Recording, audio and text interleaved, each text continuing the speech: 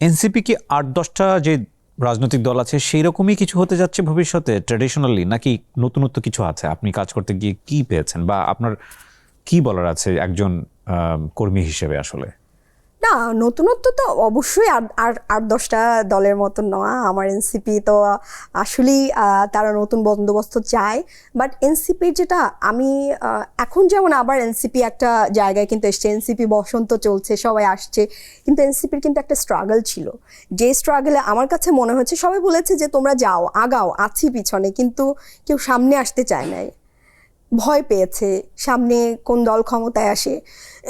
যেই সময় এনসিপির হাতটা আরও সমাজের আরও বিজ্ঞজনদের ধরা উচিত ছিল, তারা ওই সময় কি আসলে ধরেছে কি না, এটা নিয়েও আমার মাঝে মাঝে ইয়ে হয় যে সবাই বলেছে আছি পিছনে। ধরেন আমি একটা জায়গায় কমিটি করতে গিয়েছি, তো ওখানকার যারা গণ্যমান্য ব্যক্তি বা যাদেরকে মানুষ সম্মান করে, এই যে ভয়টা যে আমি একটা দলের সাথে যুক্ত হব, বাট ওই দলে থেকে যে আমি দেশের জন্য সমাজের জন্য ভালো কাজ করতে পারবো এবং এতটুকু সাহস নিয়ে যে এগিয়ে আসা, এটা অনেক সময় অনেকেই এটাকে অ্যাভয়েড করেছে, যার কারণে আমাদের অনেক জায়গায় সাংগঠনিক দুর্বলতা তৈরি হয়েছে। এবং আরেকটা জিনিস যে আমাদের একটা দল করতে গেলে কিন্তু একটা অর্থনৈতিক ব্যাকআপ অনেক বেশি লাগে দল চালানোর জন্য, যেটা হয়তো অনেক সময় হয় না, মধ্যবিত্তরা না খেয়ে থাকলেও বলতে পারে না। অনেক সময় অনেক প্রোগ্রামে আমাদের অনেক কষ্ট হয়েছে, আমরা অনেক সময় বলতে পারি নাই বা যেভাবে যেটা দরকার ওইভাবে পারি নাই। বাট নতুন বন্দোবস্তের যে আকাঙ্ক্ষাটা, সেটা কিন্তু আমাদের তখনও ছিল, এখনও আছে। স্ট্রাগল করতে করতে আমরা এ পর্যন্ত এসেছি এবং আমার বিশ্বাস যে আগামীতে বাংলাদেশের সবচেয়ে জনপ্রিয় দল হবে এনসিপি। আজকের যুগে পার্লামেন্টে না গেলেই কি ক্ষমতা খর্ব হতো? এনসিপি তো বাইরে থেকেও অনেক কিছু করতে পারতো, কারণ বাংলাদেশের মানুষের অনেক বড় একটা ভালো। হ্যাঁ, এটা টাফ হতো। আপনি দেখেন এখনই আমাদের জন্য টাফ হচ্ছে।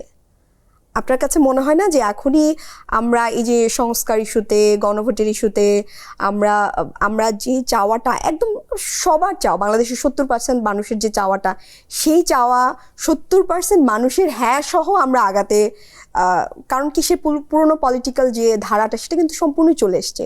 তো সেই জায়গা থেকে আমার কাছে মনে হয় না যে পার্লামেন্টে না থাকলে, কারণ কি বাংলাদেশের মানুষরা একটু পাওয়ারটাকে সবসময়ই স্যালুট করে, সেই জায়গা থেকে কিছুটা হলেও পাওয়ারে থাকা, সেই জায়গা থেকে ভয়েস রেজ করা, এটা খুব দরকারি। ওকে, তো আপনি মনে করছেন সেই জায়গা থেকে এনসিপি সঠিক সিদ্ধান্তই নিয়েছে? বিএনপির সাথে অ্যালায়েন্স গেলে কি আপনার আরো বেশি বেনিফিটেড হতেন, কি মনে হয়? আমার কাছে মনে হয় না, কারণ আপনি দেখেন তাদের কিন্তু যাদের সাথে অ্যালায়েন্স হয়েছে সেই প্রত্যেকটা অধিকাংশ জায়গায় কিন্তু আবার বিদ্রোহী প্রার্থী ছিল, এবং তাদের যে চেইন অফ কমান্ড সেটা কিন্তু আমার কাছে মনে হয় না যে জামাতের মতো। সেই জায়গা থেকে আমাদের তো ওই চেইন অফ কমান্ডটা দরকার ছিল, যে তারা ভোট দিতে বলবে, এই পার্টি আমাদের জোট, এই জায়গা থেকে ভোটারদেরকে ম্যানেজ করা, সব কিছু করা, এটা কিন্তু মানে আমার কাছে মনে হয় না যে বিএনপিতে এটা হতো। আপনি আরেকটা বিষয় বলছিলেন যে অর্থনৈতিক যে ব্যাপারটা, আমরা জানি জামাত ইসলামের একটা মডেল আছে এবং এটা খুব পাওয়ারফুল একটা মডেল, আমরা জানি বাকি দলগুলোরও আছে, সেটাও খুব পাওয়ারফুল, জোর করে নিয়ে নেয় অনেক সময়।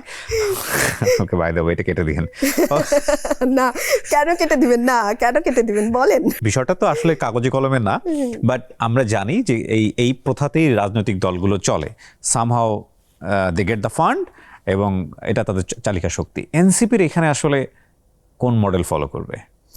এনসিপির কিন্তু প্ল্যান আমাদের চলছে যে আমরা কিভাবে সার্ভাইভ করব, অর্থনৈতিক প্ল্যানগুলো কিভাবে হবে। আমরা কিন্তু নিজেরা, যেমন আমি পলিটিক্সও করি, আবার নিজেরা কিন্তু চাঁদা দেই, হাজবেন্ড আর্ন করে, সেখান থেকে কিন্তু আমি এনসিপিকে চাঁদা দিই। তো এটা কিন্তু প্রত্যেকে দেয়।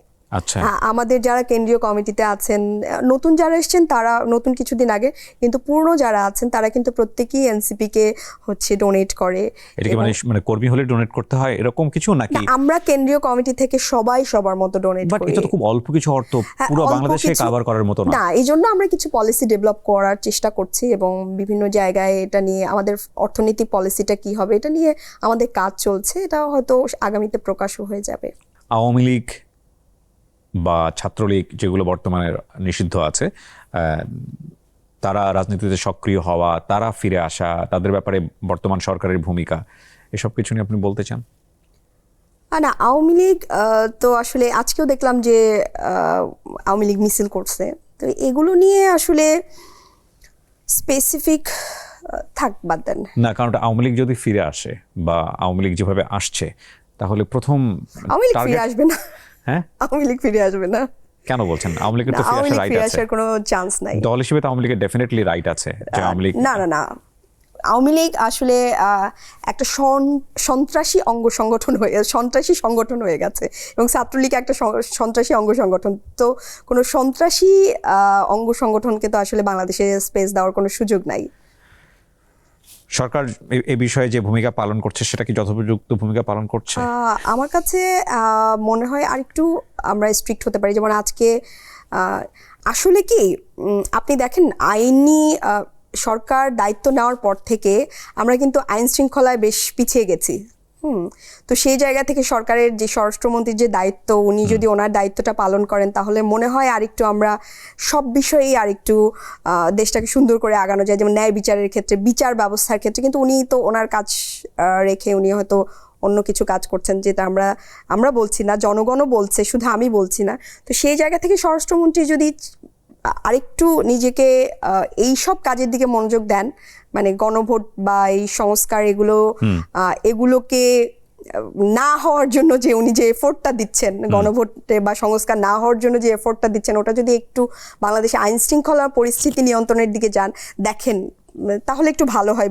বিশেষ করে এই যে মবের কথা উনি স্পষ্ট বলেছেন যে মব কালচার আর ফিরে আসবে না, কিন্তু দেখা যাচ্ছে প্রতিদিনই বাংলাদেশে এখন মব হচ্ছে। তো সেই জায়গা থেকে আমার কাছে মনে হয় যে আইন শৃঙ্খলা পরিস্থিতি অবনতির দিকে যাচ্ছে, এবং স্বরাষ্ট্রমন্ত্রীর আইন শৃঙ্খলা পরিস্থিতির দিকেই মনোযোগ দেওয়া উচিত। এই যে গণভোটকে বা এই সংস্কারকে যে উনি কি বলে, সংস্কার না হওয়ার জন্য যে প্রচেষ্টা চালাচ্ছেন, এই প্রচেষ্টা বন্ধ করে। প্রতিদিনের ব্রেকফাস্টে আমি রাখি অল টাইম ব্রেড দিয়ে তৈরি হেলদি অ্যান্ড টেস্টি সব খাবার। All time bread, all time healthy life.